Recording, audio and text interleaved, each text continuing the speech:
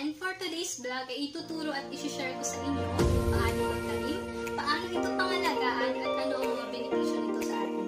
Ngunit bago ang lahat, huwag mo munang kalimutang mag-like, comment, share, at subscribe and click the notification bell para updated ka sa mga YouTube videos ko. So, mga ka-beauty, ano nga ba ang pagtatanim? Ang pagtatanim ay isa sa mga mahalagang bagay na dapat matutunan ng marami sa atin dahil madami itong kabutihang dulot para sa masaya, malusog at masaganang buhay. So bago tayo magtanim mga ka-beauty, ay may tatlong bagay na dapat nating gawin at tandaan bago tayo lumabas ng bahay para magtanim. Una, huwag mong kalimutang maglagay ng sunblock sa iyong mukha at katawan. Ito ay para mapanatili na protektado ang ating balat mula sa sikat ng araw. Lalo na mga ka-beauty, kung gusto nyong lumabas ng bahay para magtanim sa tanghali or hapon, ay kailangan nyo talagang gumamit ng sunblock para hindi masunog ang inyong balat. Like, yung parang naisip mo na lumabas ng bahay ng tanim ka, tapos naisip mong mag-selfie kasama yung tanim mo, tapos nasa gitna ka pa ng tipan, wala kang kalagay-lagay ng sunblock, so ay selfie kang ganyan, tapos bigla mong naalala yung nakaraan niyo.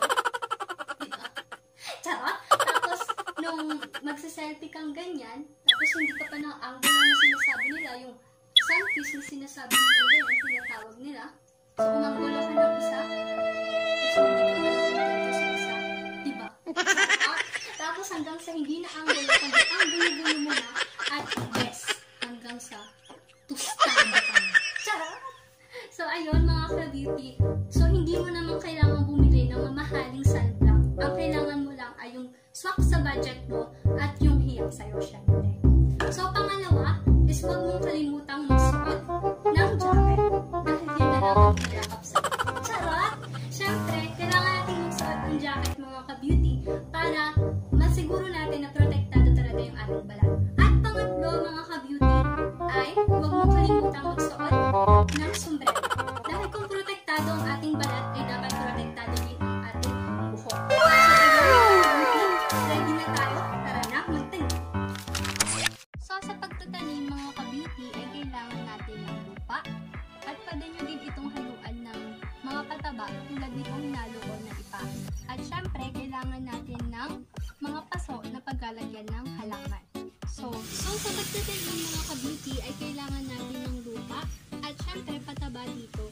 Pero meron nang nakahalo dito, so hinaluan ko na siya ng ipa. So kung pwede nyo din gamitin to at kung meron pa kayong ibang alam na pataba sa lupa, ay pwede nyo siyang ihalo dito. At syempre, kailangan natin ng paso na paglalagyan ng mga halaman. At ang mga halaman na itatanim natin ay meron tayo dito mayana plant, snake plant, at syempre yung sikat na sikat ngayon na tinatawag nilang aba-aba, which is caladium plant. And syempre, meron din tayong prutas at gulay. So, ang napili kong gulay ay buto ng sitaw at sa prutas naman ay buto ng kiat-kiat.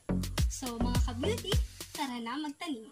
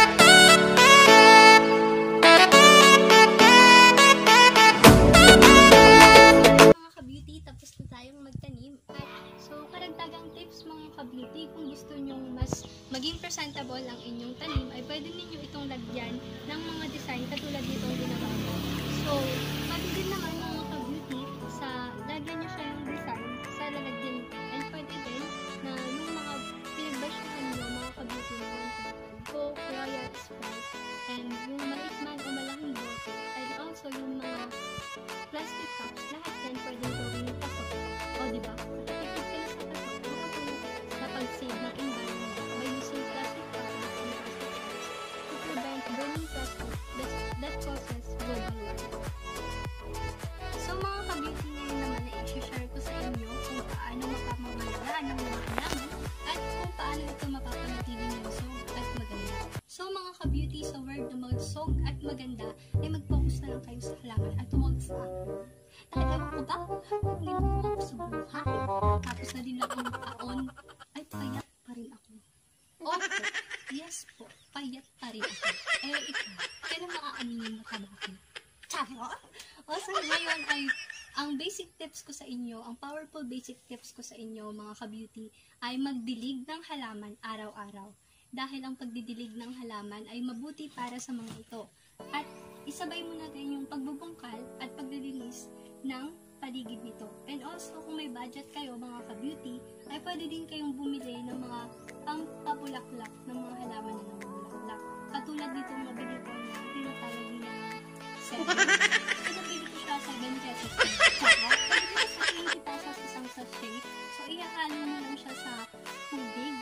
So, ayan. Kung may mga pang-spray kayo ng halaman is doon nyo siya ilagay. Pero ako kasi sira yung pang-spray namin ng halaman. Kaya, eto na lang yun. Yung pang-spray ko ng halaman is yung bote ng pabango.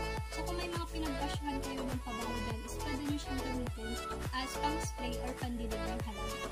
So, mga ka-beauty, paano ba kayo magdidig ng halaman?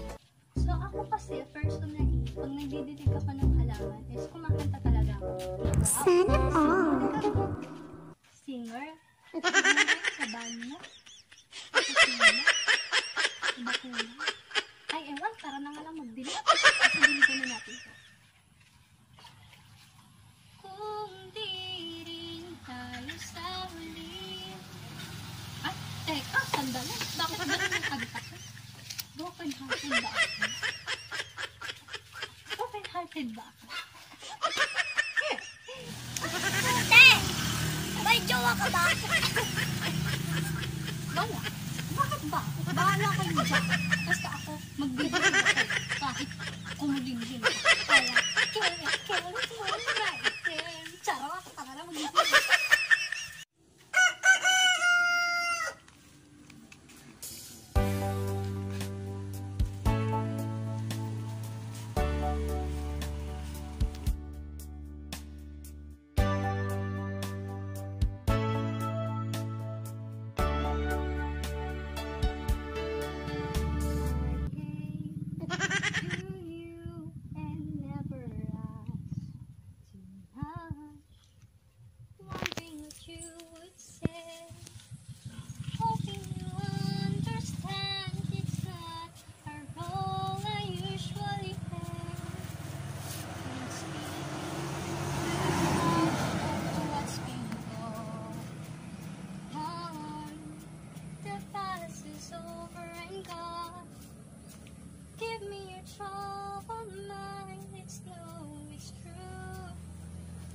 Do so much for you. Wow! I want you, having you near me, holding you near me. I want you to stay and never go away. It's alright having you near me, holding you near me. I want you to stay and never go away. It's alright having you near me, holding you near me. I love you tonight, it feels so right, feels so right. So ayan mga ka-beauty, tapos na tayong magdilig. So mga ka-beauty, ngayon naman ay ating aalamin kung ano ang mga benepisyo na naidudulot ng pagtatanim ng halaman sa atin. So, merong 5 pinaka-importanteng benepisyo ng pagtatanim ng halaman. Una, ang pagtatanim ng halaman at gulay ay kawili-wili at nakalilibang dahil ang pagtatanim ay nakakapagbigay sa atin ng happiness and peaceful mind. At sa pamamagitan ng pagtatanim ay mababawasan din ang ating stress. May pagsusuri na nagsasabi na malaki ang tulong ng halaman sa mga may sakit.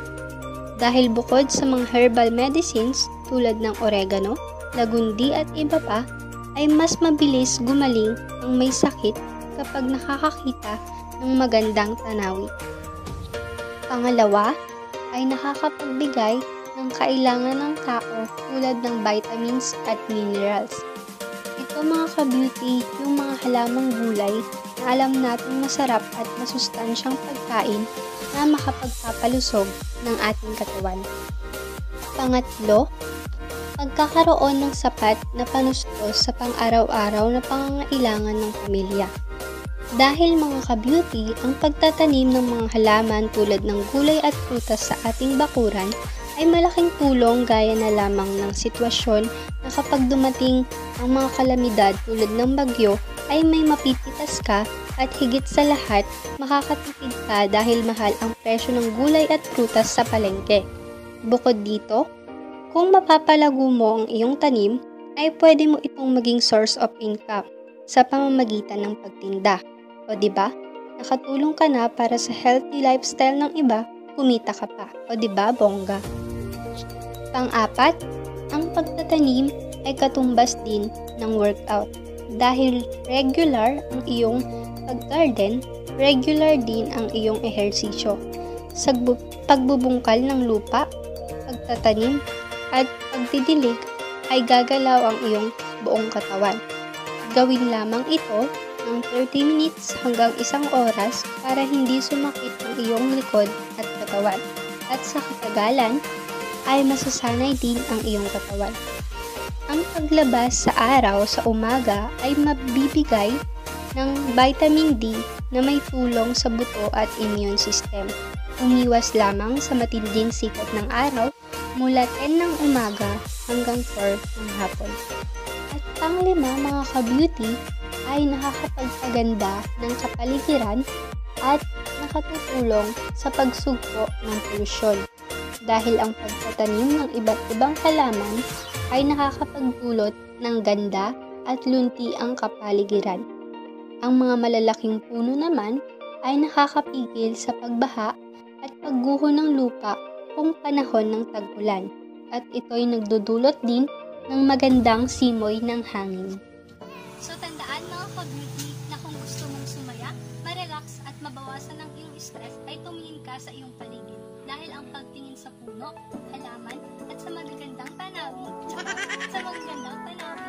ay nakapagpapasaya sa atin. At ang pagtanghap sa malinis at preskong simoy ng hangin ay mabuti sa ating katawan na nagdudulot ng kaginhawaan at kalakasan. So mga ka-beauty, doon nagtatapos ang